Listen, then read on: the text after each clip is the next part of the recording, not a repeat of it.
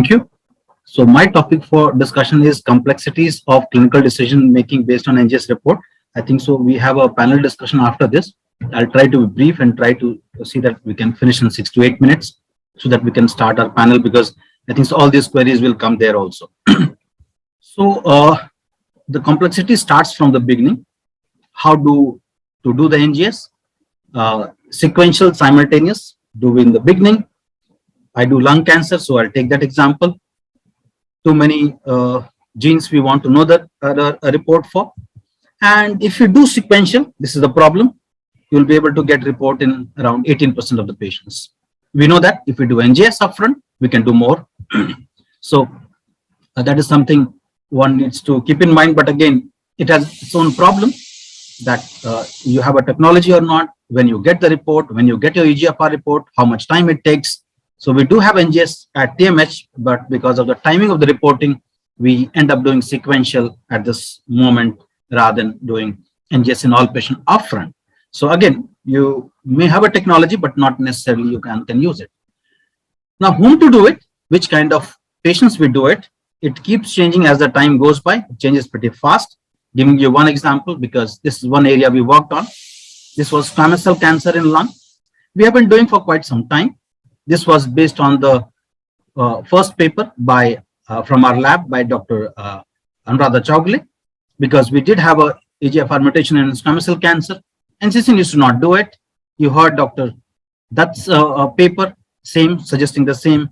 Now we know there are 2 more papers from Western world, and if you see the NCCN guideline, it has changed, and it suggests that yes, it is good to do multiple mutations profiling and multiple genes profiling in squamous cell also. So it keeps changing, and we need to be watchful about it, let whom we want to do it.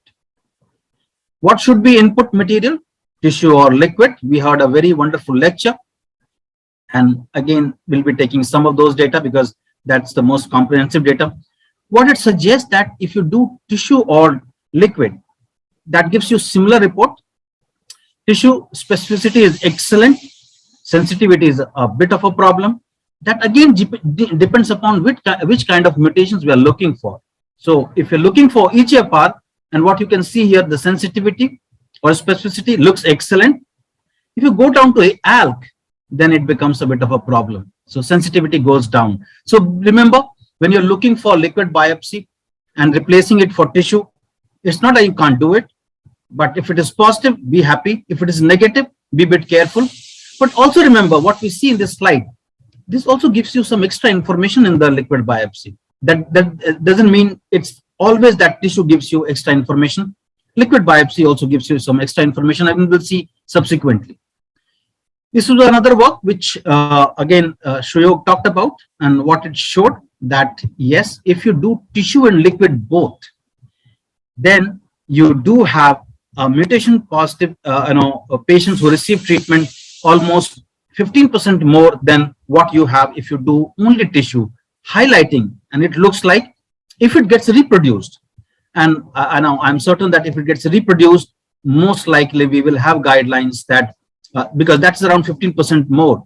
And when I looked into this data a bit carefully, it is not for rare mutations. It was for common mutations where this extra pickup was there when these two methods were used combined. They also tried to see that, do you save money if you do it? Yes, it looks like in Canadian system, you do save money primarily because if the mutations are negative, then patient receives immunotherapy, and mutations are positive, they receive targeted therapy, and targeted therapy is cheaper there. So the system is able to save money in these patients. Which platform or technology? Highlighting here, platform and technology matters. This we talk about less, but we need to see that which platform and technology, which panel we are using, so that we get to know what kind of report we have. This is for T790M. And if you see NGS as compared to COBAS, you have a different concordance. From 51%, it goes up to around 85%. So it matters which platform and which technology. Similar is true for NGS. Again, it's important where it is done, what kind of pipeline is used, what kind of material is there. There was a question regarding this, how to check the quality. Pratik talked about it. It is important that These are all those things which we need to ask for our lab. And I request all the lab people, it is good to have in the report. Because for NGS, it is not, NGS is not important. I know it is important, but most of the people have this issue regarding how do we know about quality. If the lab mentions all these details, it becomes far more acceptable to the clinician. And I think so that is one of the important reason why, especially I can say in lung cancer, it is not picked up as much. It has a potential because today having 4, 5, 7 genes, which is routinely done, we require 8 and 10. It is not so routinely done primarily because I think so this is what is missing here. Because cost wise also, if you calculate, it appears it may not turn out to be costly as compared to doing single gene sequentially to NGS. We had also had some discussion regarding how do we interpret VAF, and I can show you here that yes, really no one knows what should be the real cutoff. But what we know that there is a cutoff. It also matters in the cutoff, what kind of allele frequency you have, and also a bit of a prognosis. It is not for certain that it matters. It looks like in different situations, this VAF have a different prognostic value. As I showing you in the next one, that if the VAF was high, prognosis was good. The next one, VAF being high for mutation other than T790M, the prognosis was poor. But more important, what we know, what is the cutoff for our report? And why I'm showing this slide, because I listened to him. This is Dr. Hockmeyer. And for him, he says anything positive is positive for him. And he said, I was looking for his paper, I couldn't find it.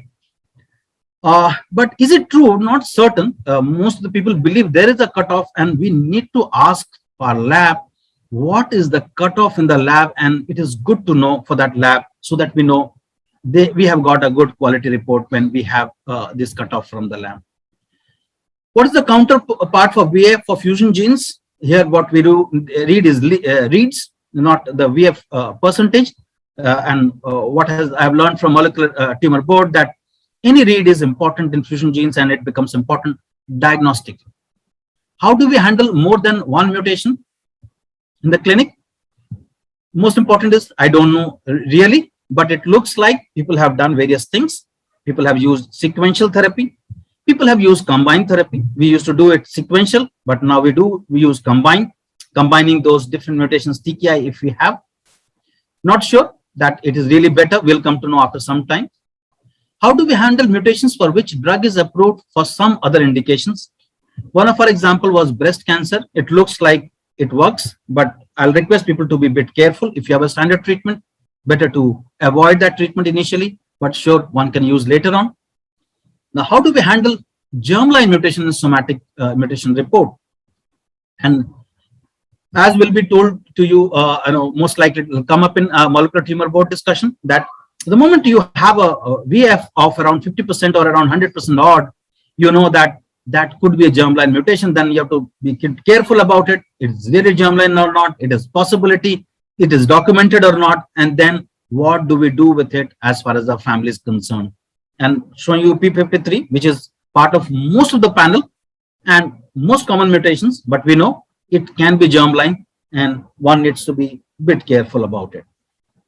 So in conclusion, NGS testing and its implementation is a bit complex. It will require close working between clinician, pathologist, and molecular biologist. And thank you so much.